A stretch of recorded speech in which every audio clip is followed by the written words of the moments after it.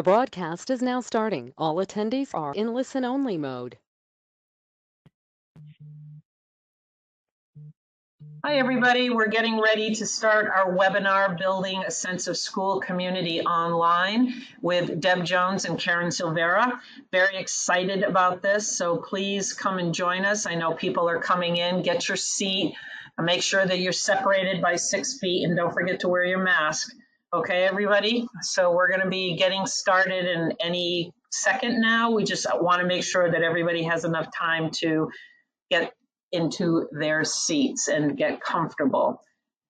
This is going to be a great webinar. We spent a lot of time prepping on it. We have 2 experts that are going to be talking about this, and I'm very excited about this. Of course, I get very excited about all sorts of things, as Deb and Karen know, so this is another opportunity for us, right?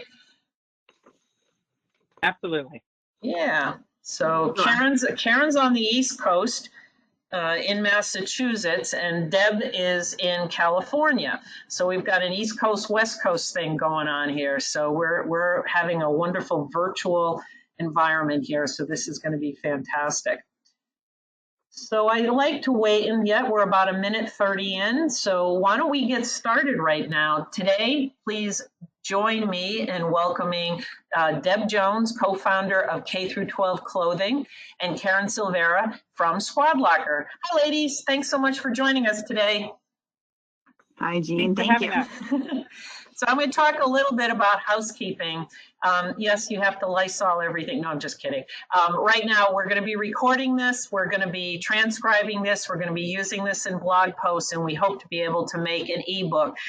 Deb Jones from K-12 is going to be speaking on a number of upcoming webinars. We've got one planned for October, November, and December, and we're hoping to take all that information and be able to build a really great ebook that we'll make sure that everybody gets a copy of that when it's completed. So I'd like to start, because we've done an awful lot of research on this right now with Karen and with Deb Jones, and we wanted to talk a little bit about the concept of school culture. And when we think about school culture, we think about students with teachers. And Karen, you had some thoughts on this. You know, the school culture often refers to the relationship between the students, the teachers, other staff, administration, people in the environment, and it's about their shared beliefs, their perceptions, their values. This defines the atmosphere, the expectation, you know, the presentation, really the embodiment of a school. It's what the community is going to perceive as the moral compass of that organization. And the school culture is what the students feel when they go there every day. It's what makes them feel part of something, something other than, you know, you have your family culture, you have your school culture, you have your work culture. So for children, this is the biggest part of their day. Oh, that's absolutely true. And I guess the next question is, Deb, why is school culture important? Why is it important? I mean, it's important to students, it's important to everybody, but why do you think it's important?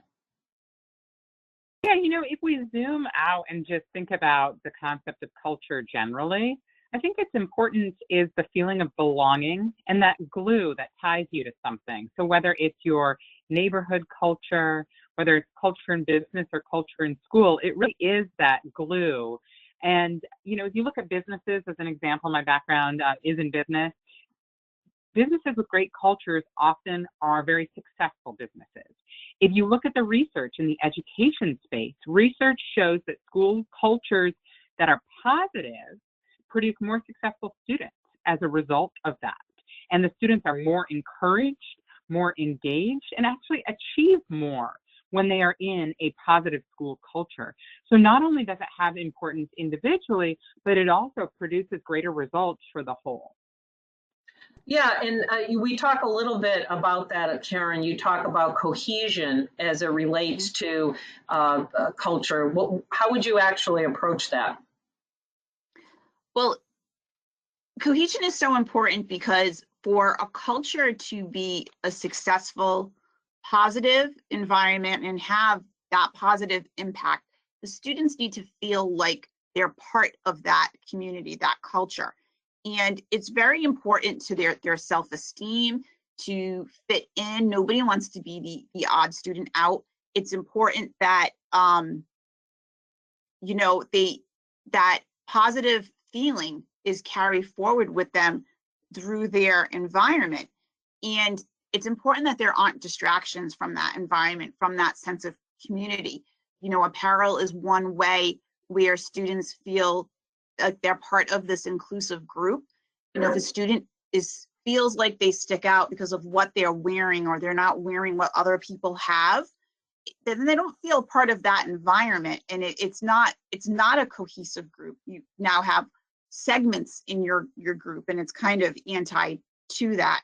So removing distractions that make students feel like they're not part of the group is really important, and dress is a big part of that.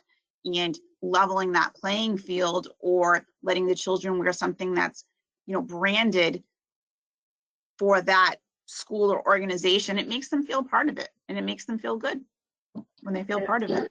Yeah. Yeah, Karen, you danced around this a little bit, but I think that you brought up a great point about the flip side and the negative culture side, right? Right. And how you talked about the importance of avoiding that. But I think, you know, we should touch on that directly, which is just that when there are negative cultures in educational institutions, you see the inverse. You see students not succeeding. You see students feeling ostracized, and see challenging learning environments where the kids have all these distractions that take away from the purpose of being in that educational institution, which is really to learn, to develop, and that's all taken away when there is this negative culture. So not only is creating a positive culture important, but if there is a negative culture that exists, even if it's a subculture, removing that and bringing together a cohesive group that focuses on collaboration and communication will really drive productivity and positive development.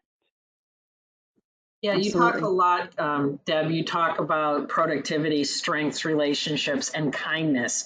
The always be humble and kind concept that, you know, everyone in school is always trying to talk about. So if we were to move on, how has school culture traditionally been created, Karen? I mean, you've got 25 years in the business of school dress uniforms, and Deb, you're relatively new. It's less than 5 years, hugely successful organization. What would you say, Karen, about what's your perspective? I think it's different based on the type of school. So I think it's easier for a religious based school because they're using religion to create that culture. Uniforms are a big part of that. Every student looks exactly the same. I think public schools have a little more of a challenge, and you know, they really rely on PTOs and PTAs to help define that culture. Selling spirit wear, apparel, having events where, you know, all students can come together. They're not so expensive, or it's not an expensive trip that a student can't go on, but having these events where students can mingle without the textbook in front of them.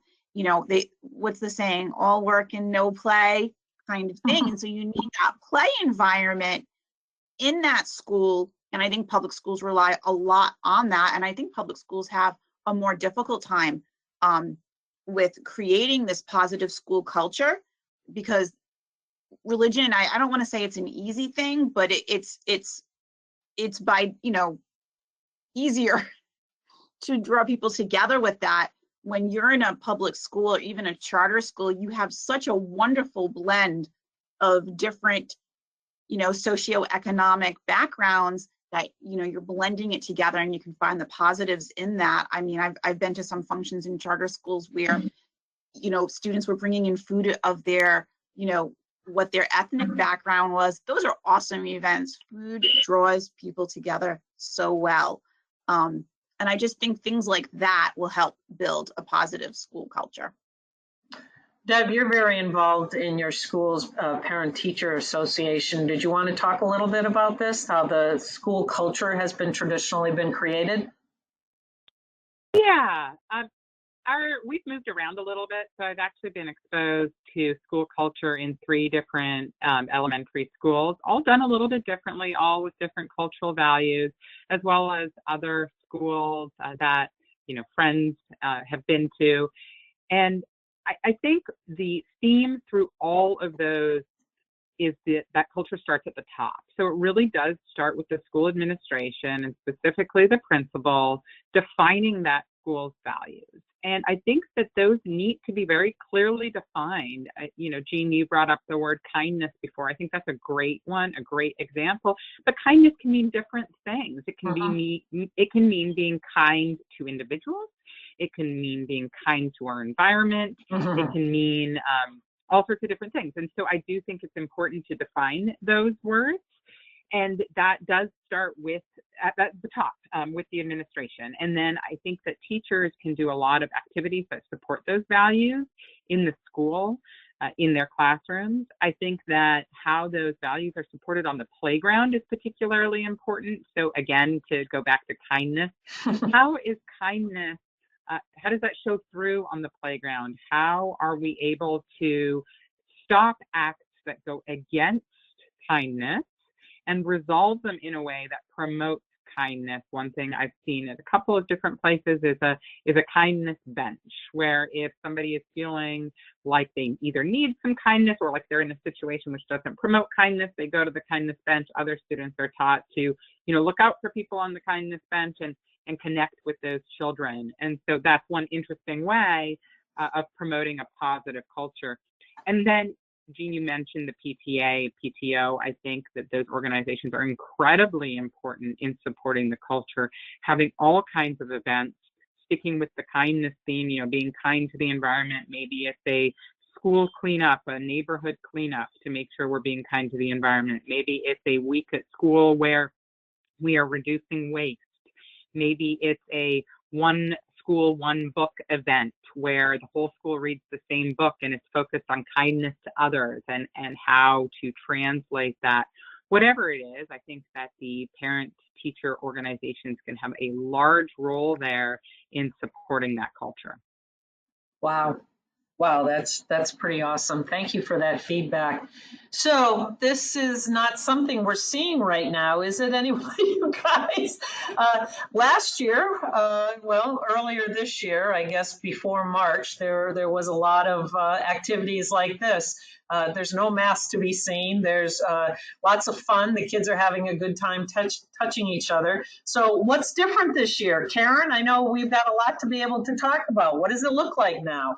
I think schools are still finding their way right now. At the end of last year, it was a very quick, oh my gosh, we've got a new teaching model. We have to figure out how to grade and test you, how to do these projects, how to switch. And I think the idea of community kind of got lost. The school culture got lost in that shuffle. And now that, everybody has had the summer to prepare, I've talked to a lot of PTO organizations through August and these first weeks of September. And apparel is a way that they are really hoping to be able to do two things for their school: draw the communities together, having the fundraising from the apparel to support future activities and plans, because they cannot do those events in person anymore. But they need to still generate some revenue. And just try to come up with ideas. Like they're all talking about coming up with ideas, coming up with logos for apparel, about community together, and really still push that thought out. And they're finding that parents are really receptive too. They are craving that community almost. Like people miss it. I think people miss social. We miss the social. We're social creatures by nature, and so it's been a really active season for the PTA. I felt like it started really early in August because I think people were already anticipating this need. Wow. Deb, you were going to talk about some virtual and hybrid models. I know towards the end of this conversation, you were going to talk about what you're doing in your school district, about what's happening there. But what are you hearing about from the schools that you talk to? The last time I looked, 33 states were not going back to school as we traditionally think of it. In other words, 100% in person. So in 33 states, there's some new learning model which means that in more than half of the country, we've got to figure out how to do things differently. The most common models are virtual, which is 100% online, and hybrid. Hybrid is a combination of going in person and being online. And those hybrid models look different, whether it's half the week or half the day. It looks different depending on the school, but those are the most common models that we are seeing, both in our area, but also I'm out there talking to a lot of parents, and those are the models that they are seeing. I also do think, as this picture demonstrates, that our pets have played a larger role in our education. I can attest to the fact that everybody is showing their new puppies on Zoom, and their cats are definitely sitting on the books nearby. And so we've never had such an influence of pets in our education. So that's another thing that's different this year. Yeah, they help calm us down a little bit, right? Yeah. So one of the things is we wanted to talk in this particular conversation is about how do we create this virtually? We talk about the culture, we talk about school, we talk about the teachers and the parents. So Deb, you had a few things that you wanted to be able to talk about school teacher in terms of some conversation. And I found this particular graphic because I think, you know, our comfort zone is always like a little bit off to the side. You know, you're trying to figure this out. These teachers that all of a sudden are thrown on Zoom or some other video platform to be able to start teaching. What a challenge. Agreed. And we're creatures of habit, right? So change is always a challenge, and people deal with change in different ways, but especially in light of the anxiety produced by the pandemic, the anxiety produced by these changes in the school system and the unknown can be really pronounced for certain people. And so teachers, parents, the school administration, everybody, and change is a constant right now. I mean, as soon as we think we have a handle on things, some new information comes up and things change again. So I do think one key for school administrators, parent-teacher organizations is to communicate early and often. And even if you don't have the full plan, even just communicating what the thinking is, the direction things are going, what the variables are even that you're relying on, so that parents can have an understanding of what's happening, that will help people adapt to the change and support whatever the new model that your school is putting out. And so I think that communicating early and often, and that communicating in different formats as well. You know, people can be inundated on email, so whether it's email plus the PTA Facebook feed, plus the parent newsletter, plus text, whatever it is that your school already has in place, just leveraging all of those avenues, I think is really helpful. As part of that communication, especially as we approach the beginning of school, is helping the students know what to do to have a productive work environment. So that includes, what are we doing for school supplies this year? School supplies are being done differently this year. Some schools provide school supplies on the first day of school in person. Well, that can't happen this year. So what's happening instead? Is there some sort of school pickup? Others ask parents to get school supplies in advance, but those supplies may change because what is provided in the classroom traditionally isn't available. So whether it's an abacus or some, blocks or whatever abacus. The case may be. And so everybody's got to go and buy an abacus. I got to pick one up today, so that is why that's top of mind for me. You did? You had to pick up an abacus today? Holy moly. That is apparently part of my math supplies. So I don't know. I'm not going to question it. I'm just going to follow the communication that I received early and often and go pick up the abacus at our school circle.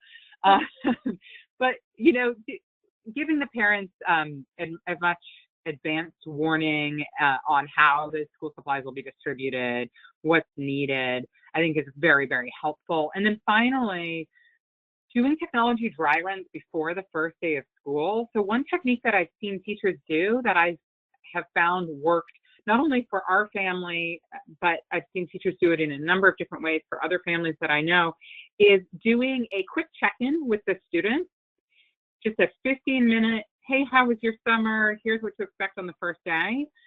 So it wasn't even about the technology. And I've seen it done both on a one-on-one or just as a class. Let's meet as a class, quick 10, 15 minutes. That allowed any of those technology issues to be worked out on that meeting before the actual first day of school. So that it took that variable out, and doing that dry run also then allowed parents or students to submit any IT tickets for anything that wasn't working in the days prior to the first day of school. So then also the IT support team, who frankly, their workload has increased tremendously. They have more lead time to be able to resolve these issues, so they're not getting 1,000 emails at 9 a.m. on the first day of school. That's a great idea. That's a great blog post. We should be talking about that. You know, nothing like a dry run, right? We did a dry run for this particular webinar. So you wanted to talk a little bit. I know, Karen, you had some thoughts about, again, minimizing distraction with the apparel concept and how to create the cohesion of feeling that how do students get to feel part of the overall community? You know, it's interesting because several schools have said to me that they don't feel like they can require it, but they are strongly encouraging students to use their uniform on Zoom. They feel like there's so much around the students. Yes. On their background, whose cat is walking, right, who's got what behind them, that, you know, they just feel like that would be one less a distraction. But you know, what the student is wearing on Zoom can be a distraction in and of itself. So I think that, you know, encouraging that clothing to be the same. A lot of schools, you know, they're relaxing their stricter dress uniform, whether it's because of, you know, medical guidelines or things like that. So even in person, for example, like I have one school who they just decided not to do ties this year. But they did require every student to wear the same exact face mask. Now, we know uniforms have a lot of positive effects. You know, they keep students, they lower rates of bullying, you have better discipline, better school attendance when you have students in uniforms. So, you know, in itself, it is something that minimizes distraction. But I think it's more of a challenge in this particular environment. But I also think it's going to, you know, add to that. We spoke earlier, it's going to add to that sense of community and culture if students are, you know, wearing the same. And I think a lot of schools, from what I'm hearing and talking to school administrators, is they're really hoping to expand their use of spirit wear, because now everybody has Park Mead School, for lack of another reference, Deb, Park Mead School shirt on, no matter how it looks. And that in itself will minimize distraction instead of who is wearing what slogan or who has what thing on their shirt. Like, that's a great picture. You know, it's one less distraction. So, you know, the focus can be more on the cat in the background. No, I guess. Yeah, so that's well, it's true that spirit wear is one thing. Spirit wear, school uniforms, apparel generally is one thing that can be taken kind of directly, right? Like, there doesn't have to be a change from the in-person to the online version. You can wear the exact same thing. And so I do think that that's a powerful way to create school culture virtually. I think that there are some other things that don't translate necessarily as well. One of the challenges I know I've heard from teachers is around being able to interact with 30 different like Zoom squares across their screen, right? The vision I always have is like the Brady Bunch, you know, the intro where all the like squares come flying in, except there's like, I think there's 9 or something for that group. There's up to 30 for teachers who are doing Zoom meetings. And so I think that that's a challenge, and how you create the culture when all you have is a little square. And so one of the tips that has worked with the teachers I've spoken to is continuing connections via one-on-one or smaller group meetings. For teachers using Zoom, you know, there's a breakout meeting function. If you're using a different technology, you can set up smaller meetings, but having that smaller connection, smaller group connection, where they can really continue to work directly with students and reinforce the culture. Also leveraging technology to provide feedback. So if they see something that is anti-school culture, one of the areas that this comes up is in the chat function of the online technologies. you picture yourself sitting in the classroom, think of when you were back in your high school or elementary days, and there's somebody snickering off to the side because they're passing notes or they've got some little joke going on. Well, in the virtual world, that's happening in the chat function. And still same things, it's just you can't hear the snickering. Instead, you just see the bling, bling, bling of the chat function popping up. And so teachers are able to, you can shut down the chat function. That's an easy way to stop it. But if a place to reinforce the school culture is to speak about kindness, going back to that theme, through the chat, giving examples of maybe why we don't do that. And that can be done in a one-on-one setting, or that can be done in a larger group setting, depending on the teacher's judgment of what's going on. But I do think that there's still these opportunities to take what we did previously in person and convert them into this online world. And then you can still reinforce the school values with online activities, whether it is, I'll pick on another school application, Seesaw, and I'm picking on that because you can create a lot of interactive activities through Seesaw. So whether it's a word hunt on Seesaw using the school values, whether the PTA is having a one school, one book, which is something you can still do, still choosing that book that reinforces the school values, and then rather than having an in-person discussion about the book at the end, having smaller group Zoom discussions where the school values are reinforced through the reading of that book.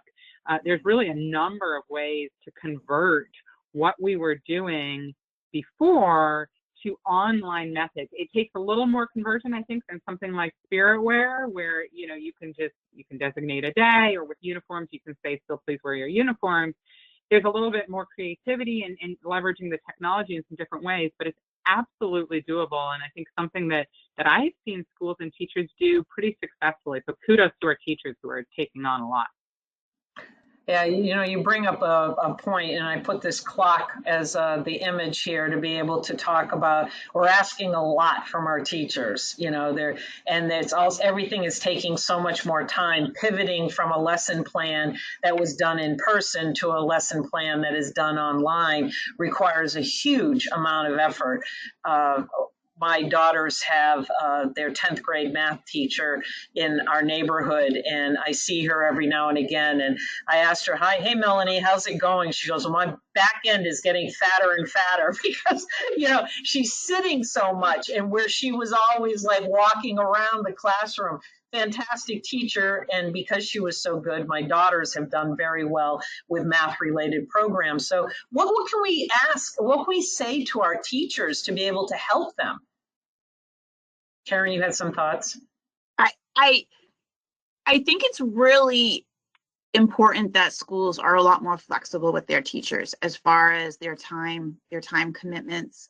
I think that they need to support them more than ever with incorporating new technology, new programs, training on those programs so that things work smooth for them, not leaving the teacher to learn the program on their own. And I think it's really an important time for schools to think really outside of the box to support their teachers.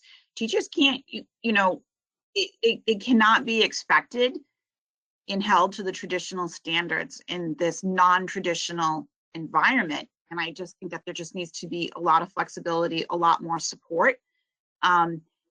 It's a crazy time, and we're all going to get through it, but I think it's also going to give us the opportunity to incorporate different ways of learning. And, that's not always a bad thing.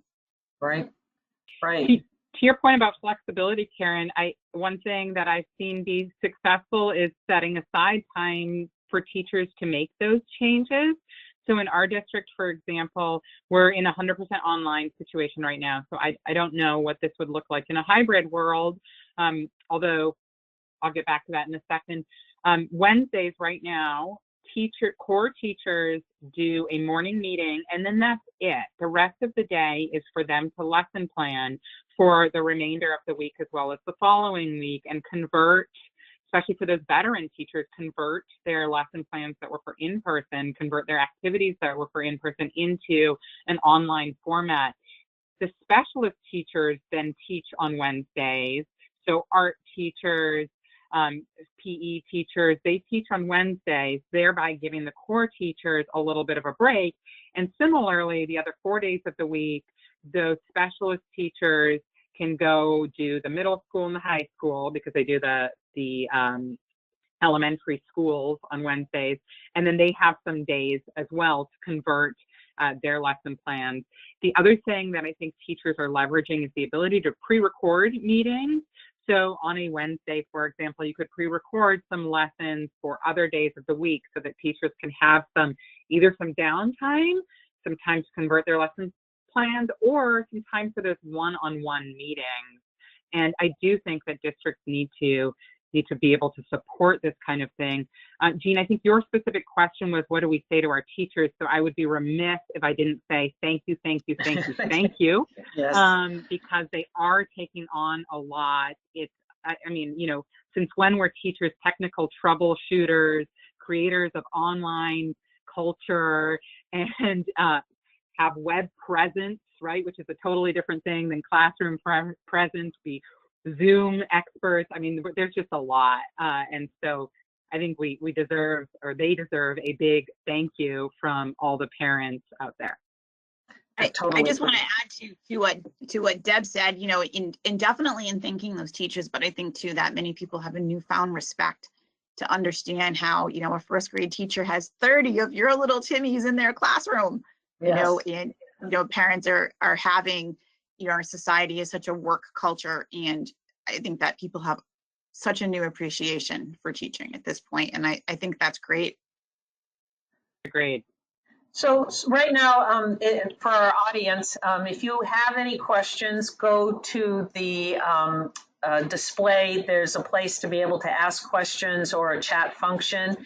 Want to thank both you, Deb, and you, Karen, for joining us today and having this wonderful conversation. It's fantastic. We did record it. We will be transcribing it, and we will be sharing the information.